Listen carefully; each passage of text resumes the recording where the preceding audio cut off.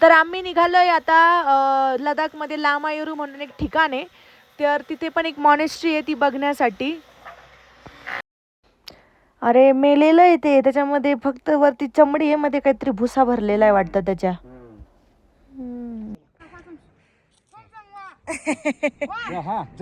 बघ तर किती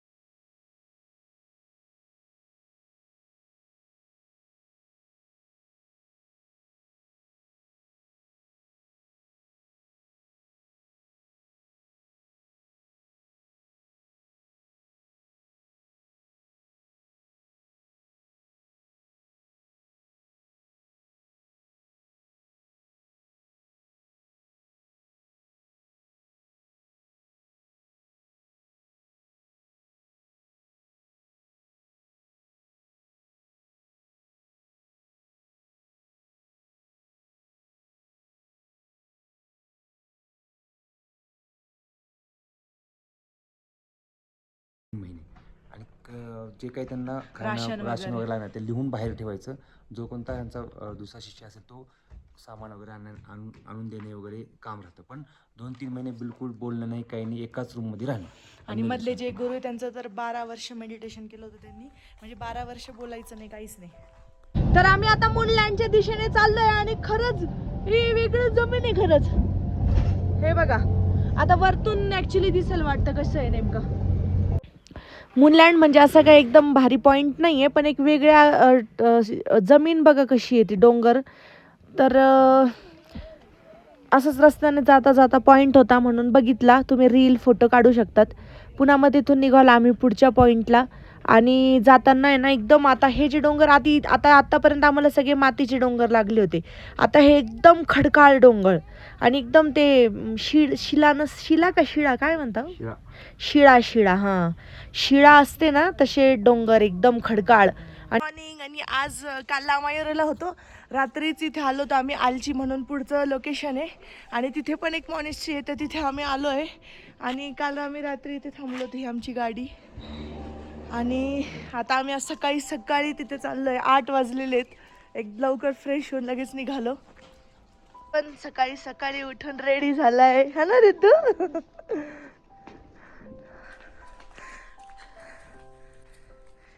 इथून रस्ता आहे जायचा. इथे हॉटेल पण आहेत बरेच राहण्यासाठी खाण्यासाठी रेस्टॉरंट आहेत.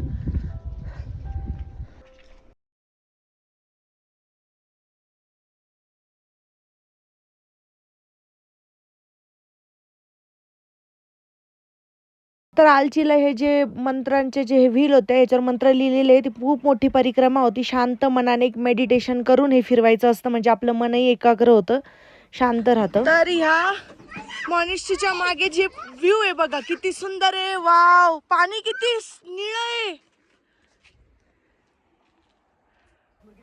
तर आलचीच्या मॉनेस्ट्रीमध्ये गेल्यावर तुम्हाला फोटोग्राफी वगैरे बंद आहे. मी हे नेटवरून डाउनलोड केले फोटो. ह्या 3 अशा मोठ्या मूर्त्या आहेत.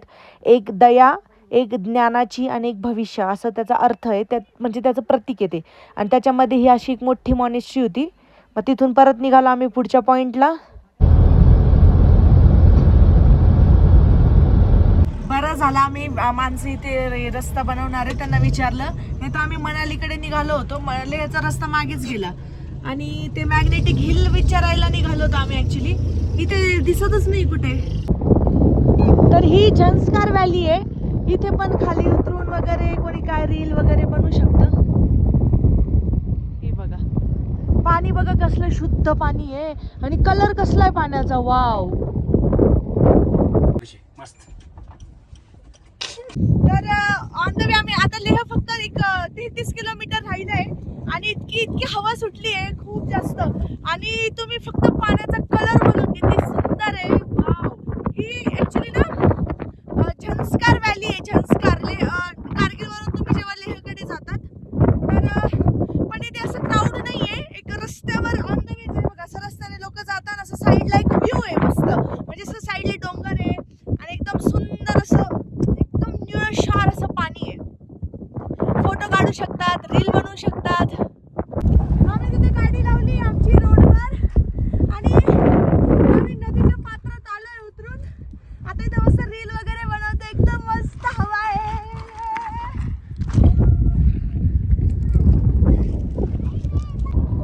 आम्ही पण त्या व्हॅलीमध्ये येऊन कहोना प्यार हे रील बनवली. असं टाइमपास चालू होतं. आम्ही पूर्ण नदीच्या पात्रात थांबलेलो होतो. असे गोटे होते मस्त एकदम दगडाचे. एकदम ऑसम व्ह्यू होता. नदीवर राफ्टिंग पण करतात, भरपूर जण येतात.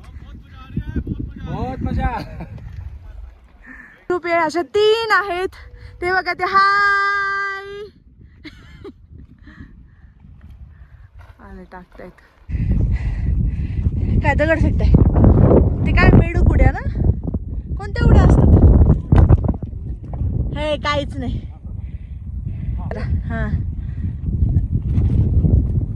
अरे हा गेला गेला गेला. हे काय इथं काय 1 किलोमीटर आहे पेट्रोल आहे, बॉर्डर रोड. मग मॅग्नेटिक हिलचा काय विषय?